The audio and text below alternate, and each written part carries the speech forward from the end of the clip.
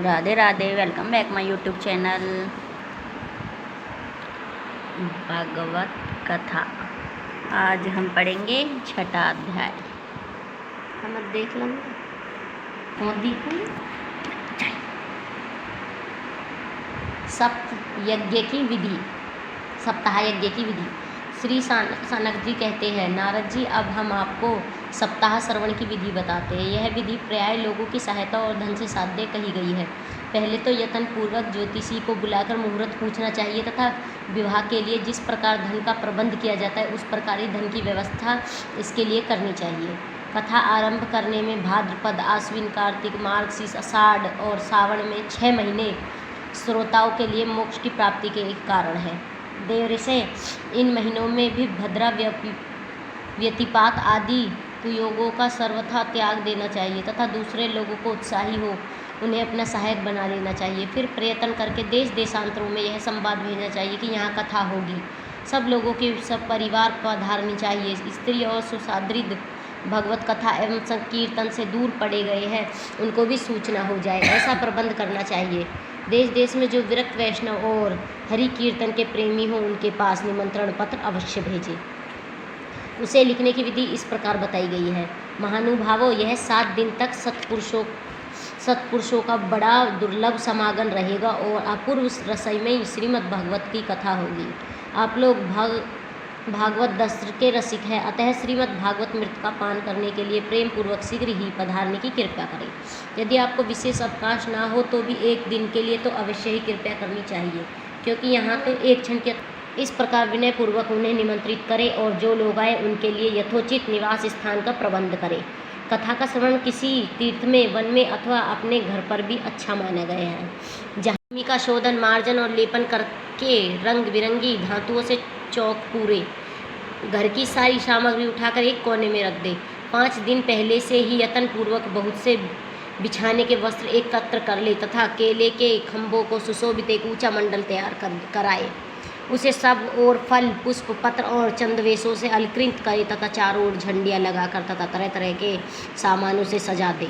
उस मंडल में कुछ ऊंचाई पर 7 विशाल लोकों की कल्पना करे और उसमें विरक्त ब्राह्मणों को बुलाकर बैठाए। आगे की ओर उनके यहाँ यथोचित आसन तैयार रखें। इनके पीछे वक्ता के लिए भी एक दिव्य सिंहासन का प्रबंध करें। यदि वक्ता का मुख उत्तर की ओर रहे तो श्रोता पूर्वाभिमुख होकर बैठे, और यदि वक्ता का पूर्व विमुख रहे तो श्रोताओं का उत्तर की ओर मुख करके बैठना चाहिए, अथवा वक्ता को श्रोताओं को पूर्वमुख होकर बैठना चाहिए। देश काल आदि को जानने वाले सहानुभावनों ने श्रोता के लिए ही ऐसा नियम बताया है।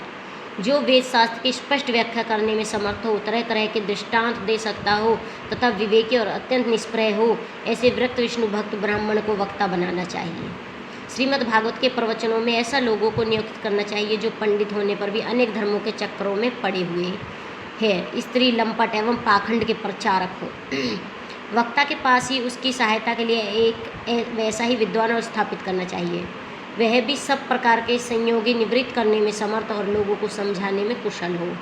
कथा प्रारंभ के दिन से एक दिन पूर्व व्रत ग्रहण करने के लिए वक्ताओं को करा देना चाहिए तथा अरुणोदय के समय शौच से निवृत्त होकर अच्छी तरह स्नान करें और संध्या आदि अपने नित्य कर्मों को संक्षेप से समाप्त करके कथा के विघ्नों की निवृत्ति के लिए गणेश जी का पूजन करें। तदंतर पितृगण का तर्पण कर पूर्व पापों की शुद्धि के लिए प्रायश्चित करें और एक मंडल बनाकर उसमें श्री हरि को स्थापित करें। फिर भगवान श्री कृष्ण को लक्ष्य करके मंत्रोच्चारण पूर्वक क्रमशः षडोष करें और उसके पश्चात प्रदक्षिणा तथा नमस्कार आदि का इस प्रकार स्तुति करें। करुणा निधान, मैं संसार सागर में डूबा हुआ और बड़ा दीन हूँ। कर्मों के मोहरूपी ग्रह ने मुझे पकड़ रखा है। आप इस संसार संघर्ष में मेरा उद्धार कीजिए। इसके पश्चात धूप, दीप आदि सामग्रियों से श्रीमद् भागवत की बड़े उत्साह और प्रीति पूर्वक विधि विधान से पूजा करें।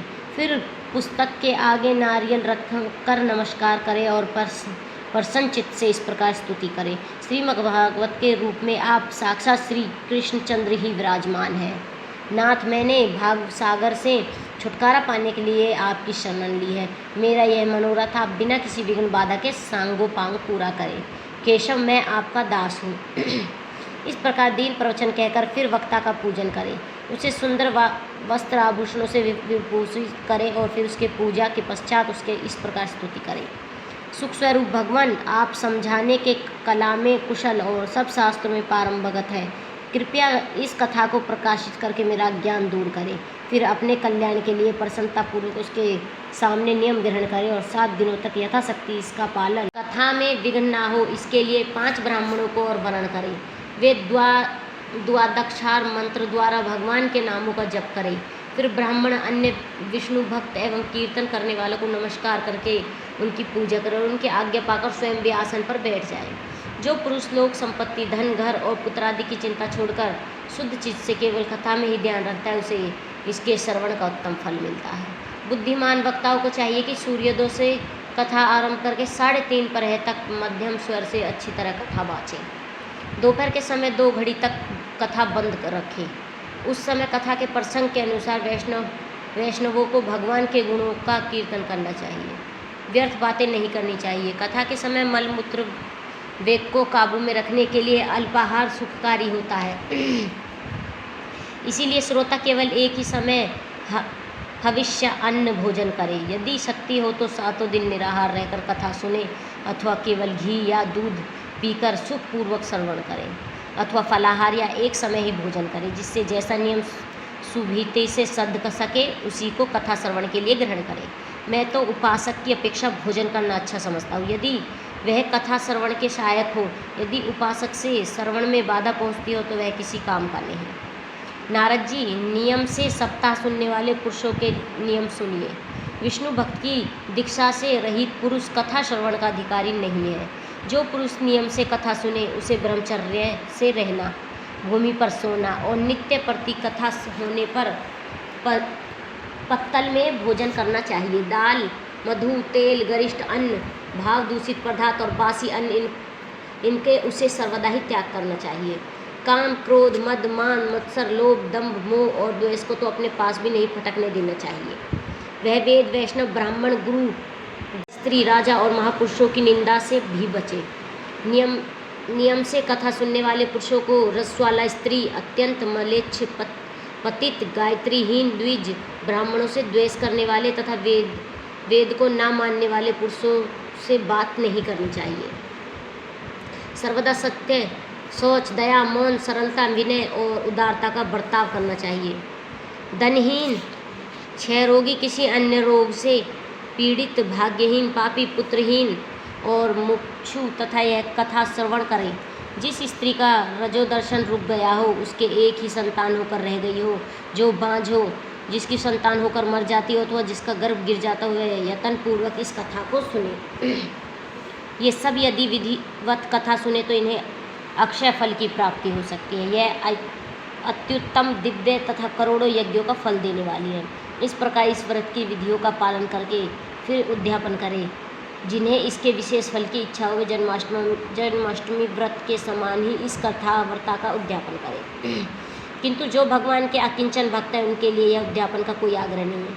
वे श्रवण से ही पवित्र हैं, क्योंकि वे तो निष्काम भागवत भक्त हैं। इस प्रकार जब सप्ताह यज्ञ समाप्त हो जाए तथा श्रोताओं को अत्यंत भक्तिपूर्वक पुस्तक और वक्ता की पूजा करनी चाहिए। फिर वक्ता श्रोताओं के प्रसाद, तुलसी और प्रसादी मालाएं दे तथा सब लोग मृदंग और झांझ की मनोहर ध्वनि से सुंदर कीर्तन करें। जय जयकार, नमस्कार और शंख ध्वनि का घोष कराए तथा ब्राह्मण और याचकों को धन और अन्न दे।